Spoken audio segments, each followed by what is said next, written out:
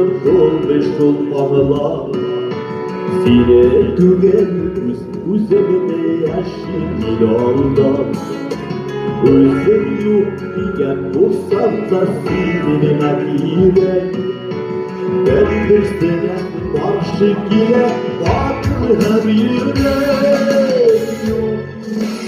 Yok, yollarına karşı çıkma yok.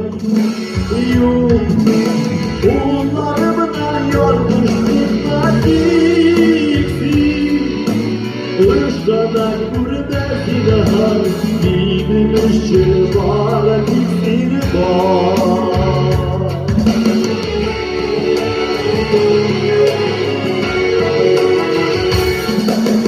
Gurbetine Polat gitti gel Polat.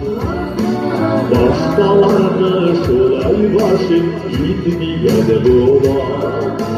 Bu dünyada başkalar yok ikisini vermede.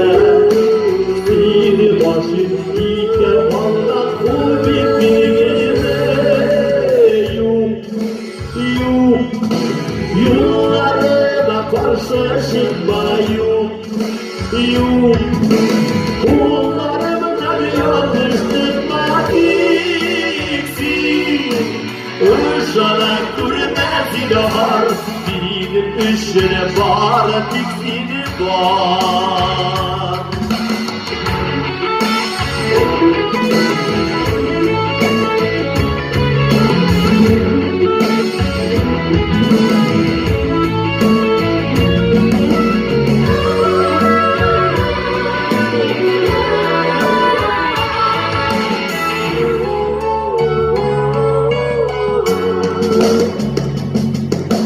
Yolları benim kursam yalnız senin yüzüne. Aşığımdan kışka duyan bir üstüne. Yanına da bile almayayım, bir de almayayım. Lakin senin başkalarına bir almayayım. Yollarına karşı çıkma.